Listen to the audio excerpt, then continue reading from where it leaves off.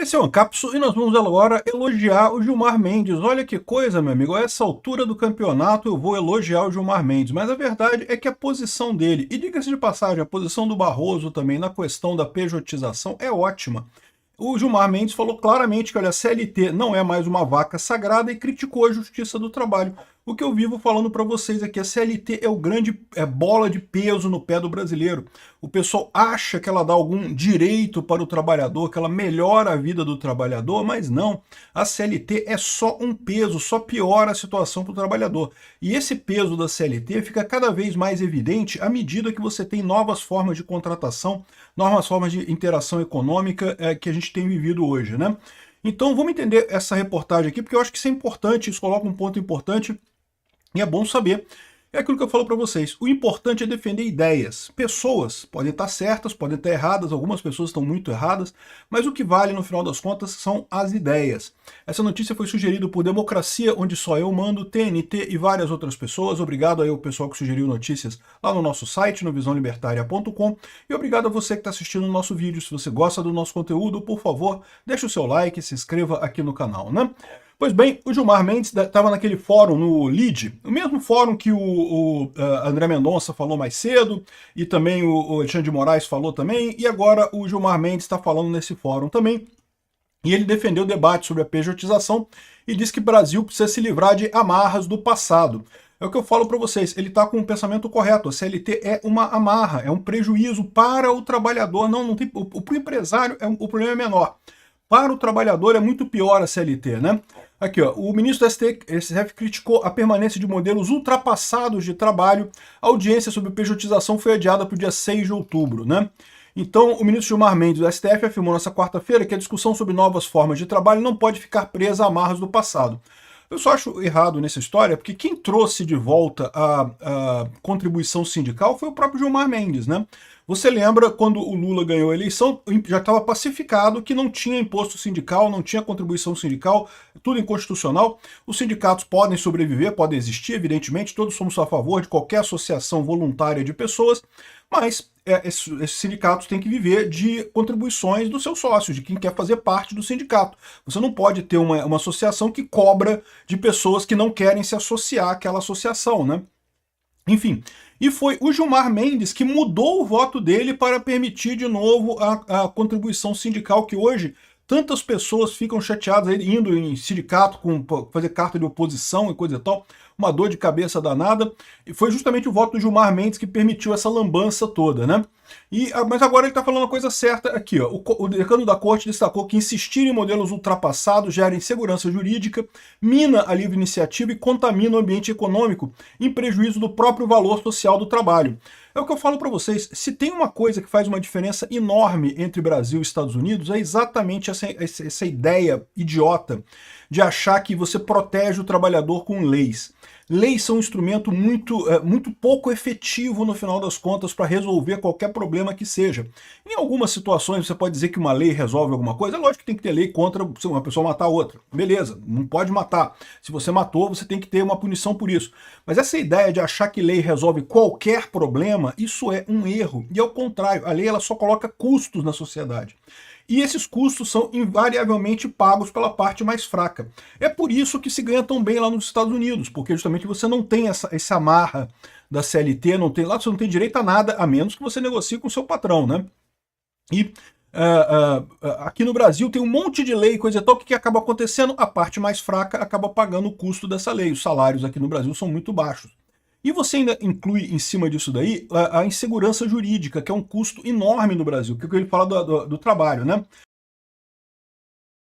As declarações foram feitas durante o Seminário Econômico do LEAD em Brasília. Ah, então não foi o evento aqui no Rio de Janeiro não, tá? Parece que teve um outro evento do LEAD lá em Brasília, que reuniu autoridades como o ministro Ives Grandra do Tribunal Superior de Trabalho, o Procurador-Geral da República, senadora Tereza Cristina. O encontro teve como tema o futuro do trabalho e novos modelos regulatórios, né? Audiência pública para discutir pejotização. Mais de 15 milhões de brasileiros têm hoje uma MEI. 1,5 milhão trabalham por aplicativos digitais. O projeto do Fórum Econômico Mundial indica que até 2027, cerca de 1/5 das ocupações de hoje serão modificadas ou desaparecerão. Lidar com esse panorama talvez constitua um dos maiores desafios que a nossa geração enfrentará. Ele está certo. Porque, de novo, a CLT sempre foi errada desde quando ela foi criada, tá? Essa ideia de que, no passado ela era boa, mas agora ficou ruim, não. Ela sempre foi ruim. Mas a verdade é que no passado, quando ela foi criada, ela se adequava ao ambiente de trabalho daquela época, né? Naquela época, você ainda tinha uma visão de emprego para a vida toda. Você entrava, você ia trabalhar numa empresa como apertador de parafuso. Ia ficar a vida inteira apertando parafuso até se aposentar e coisa e tal. Então, essa era a visão que se tinha na época da relação de emprego, né? No Japão, ainda tem algumas empresas no Japão que ainda tem esse costume do emprego para toda a vida. Da pessoa que entra na empresa e vai ficar a vida inteira na empresa e nunca vai ser demitida e coisa e tal. Ao contrário, o que você vê hoje é uma dinâmica muito grande, né? A melhor oportunidade que você tem para ganhar melhor não é pedindo um aumento para o seu chefe, é tentando arrumar um emprego no concorrente. E é o mercado de trabalho. Você vende o seu trabalho para quem pagar melhor. Se você trabalha bem, eu tenho certeza que você consegue ganhar melhor se você oferecer o seu trabalho para outros empregadores, né? Enfim, o ponto todo é esse. Essa ideia da CLT sempre foi errada, nunca ajudou trabalhador nenhum, porque lei não ajuda ninguém, mas na época, no passado, ela não era tão impactante quanto é agora. O que está acontecendo agora é que com a diminuição do custo de transação, os trabalhos se tornando cada vez mais efêmeros, né? Não só os empregos em si, mas também os trabalhos em termos de coisas que você faz, a sua profissão, né? As pessoas tendem a mudar de profissão ao longo da vida. Eu já falei, as profissões estão desaparecendo e surgindo com muita velocidade, como eles estão dizendo aqui, e é inevitável um futuro em que ninguém vai ter uma profissão só a vida toda. Você vai começar a trabalhar com uma coisa, depois vai mudar para outra, depois vai mudar para outra, e vai ter que ficar assim aprendendo coisas novas ao longo de toda a vida. E aí, ou seja, esse modelo é ainda menos lógico do que a CLT. A CLT ela foi feita para um emprego de longa duração. Você vai ficar décadas naquele emprego ali, coisa e tal. Nesse caso, não é que ela seja boa, ela é menos ruim. Na situação atual econômica nossa, é muito mais complicado isso, né? Tanto que o que tem acontecido é que o pessoal tem naturalmente saído da CLT.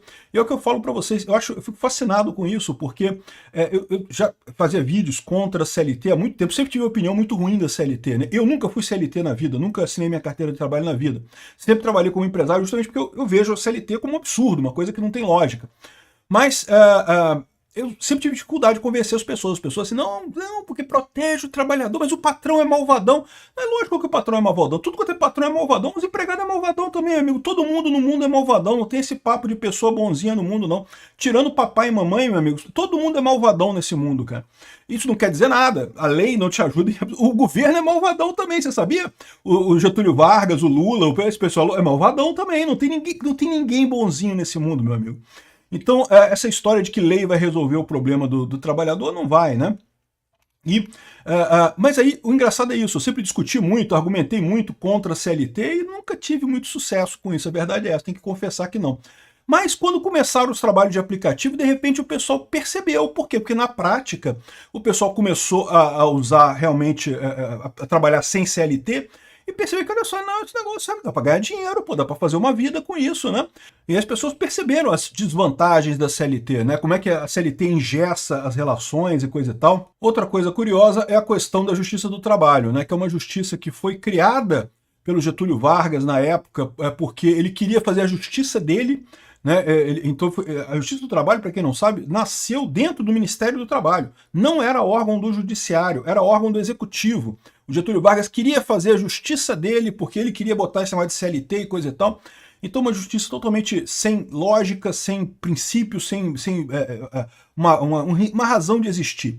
Já faz muito tempo que é discutida a união da Justiça do Trabalho com a Justiça normal e virar uma justiça só e acabar com esse negócio de Justiça do Trabalho independente. Porque aí fica com esses problemas aqui, ó.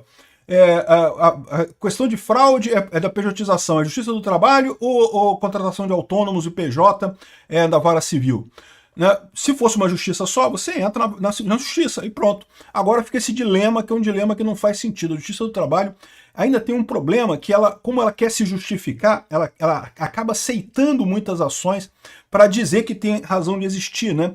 Ou seja, para privilegiar o próprio empregado público, o próprio funcionário público que está na Justiça do Trabalho, acaba se tendo uma enorme quantidade de litígios no trabalho, e você leva, nesse caso, ao problema que é, os litígios são insegurança jurídica. Isso faz com que aumente o custo da relação de trabalho. Isso faz com que menos gente empregue, e aqueles que empreguem diminuam o salário de quem vai ser empregado, né, dos novos empregados, para que você já faça frente a esse custo maior, né?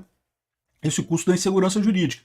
Ou seja, ninguém ganha com a Justiça do Trabalho. O empregado perde, a empresa perde, a economia como um todo perde, no final das contas. Esse é um dos grandes atrasos do Brasil, desde a época do Getúlio Vargas, lá do gordinho suicida. Enfim, o Gilmar Mendes suspendeu todos os processos sobre pejotização no STF e marcou uma audiência. Nesse ponto, o Gilmar Mendes está absolutamente correto. Tomara que ele tenha sucesso nessa colocação dele aqui, né? É lógico, eu continuo criticando muito o posicionamento dele com relação à ação do Bolsonaro, mas a gente vai falar sobre isso em outro vídeo aqui, né?